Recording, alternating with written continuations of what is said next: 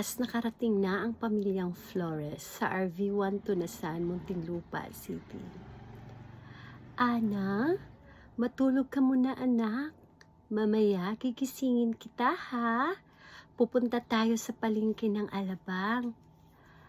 Opo, Nanay Bella. Ano pala ang gagawin natin doon? Di ba birthday ni Rosa sa Huwebes?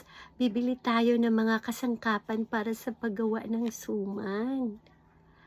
Ay, oo pala. Sa Huwebes na pala kuhanin ang order na suman. Habang natulog si Ana, Grigor, kakain ka muna bago pumasok sa work. Wag na, asawa ko. Doon na lang ako kakain sa kantina. Ikaw ang bahala, asawa ko. Magbait ka doon ha, para sa amin.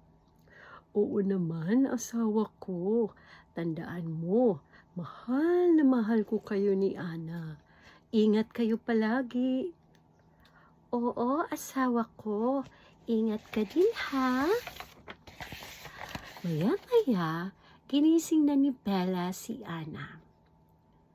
Ana, anak, gumising ka na. Maligo ka ha, para mabango ang baby girl namin. Hindi naman ako baby girl, nanay. Maglilimang taon na ako sa Mayo, 15. Nagtawanan ang mag-ina. Tapos na, nagbihis ang mag-ina. Sila ay naglakad papuntang terminal ng mga van. Kuya Tommy, magkano na po ba ang pamasahe papuntang Festival Mall? 40 pesos lang, Bella.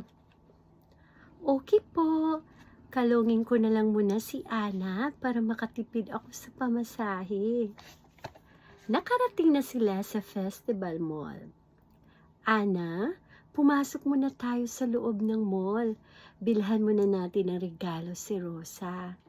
Sige po, nanay. Ano kaya ang iregalo natin kay Rosa? Pagkatapos nila bumili ng regalo, sila ay naglakad papuntang palengke ng Alabang. Nanay Bella, nandito na po tayo sa palengke ng Alabang.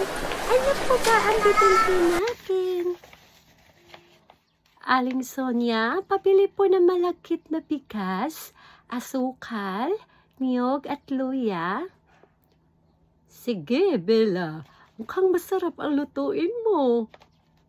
Opo, Aling Sonia. Magluto po ako ng suman. Kakayurin ba natin ang niyog, Ana?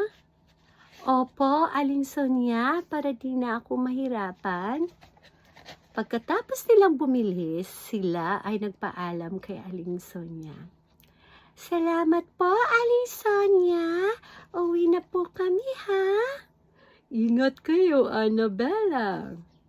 Salamat po, Aling Sonia. God bless po. Hanggang dito na lang, mga gwapo. Abangan ang kanto ng ating kwento. Salamat po.